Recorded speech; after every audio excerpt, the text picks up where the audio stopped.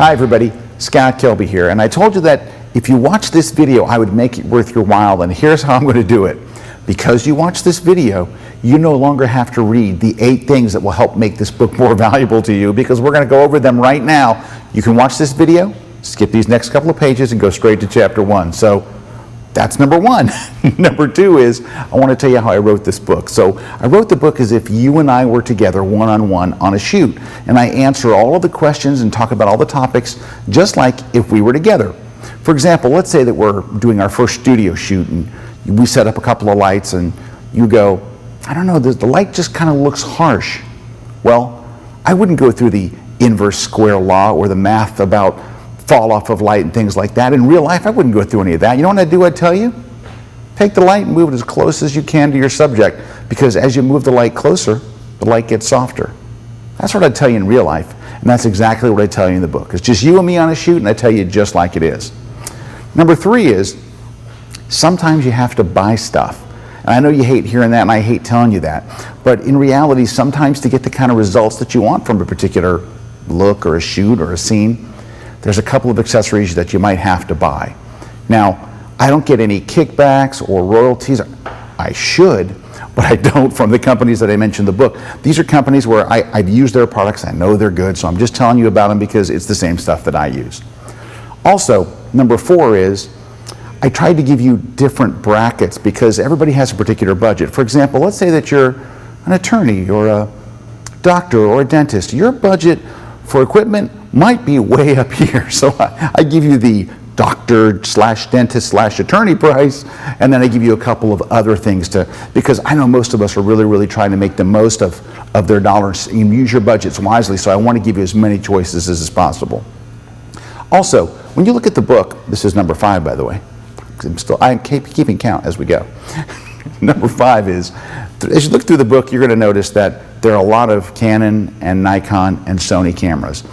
The reason I do this is because that's mostly what the world uses is Nikon, Canon, and Sony. But that doesn't mean if you're shooting Olympus or Pentax or Sigma or any other DSLR brand that it doesn't apply to you. This all applies to you.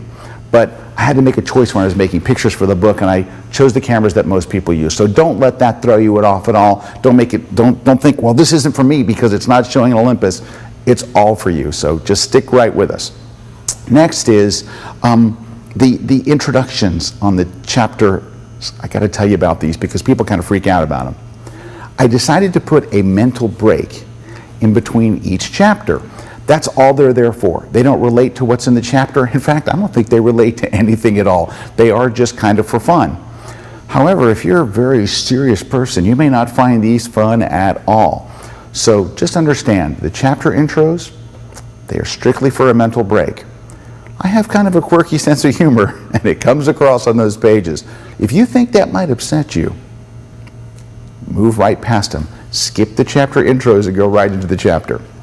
All right, this book is part 2, right?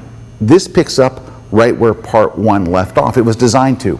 So if you bought this book and you're looking at part 2 for the first time, you might actually want to go and get part 1. This does 2 things. Number 1, it gets me an extra book sale, which I love. But number 2 is you'll actually be learning in context. I really want you to learn in that. This was written to pick up right where 1 left off, so if you don't have 1, you need 1. Now, I'm not saying not to read this book. I'm not saying to return this book. No. I'm saying let's go back to the bookstore for more fun. All right, number 8, the last one. This book specifically is a show me how to do it book. So I'm going to tell you which button to push, which knob to turn, how to do things really very straight ahead. Do this, and you'll get this effect.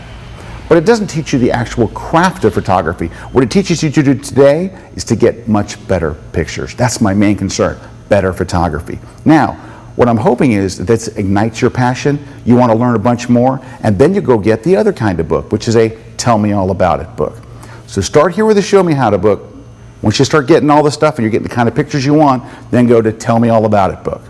So there's the 8 things that I hope will make this book more valuable to you. By the way, now that we're just you and me together, thank you so much for buying this book. I appreciate it very much. I do hope it ignites your passion for photography, and I hope it helps you get a ton of the kind of shots you've always wanted to make.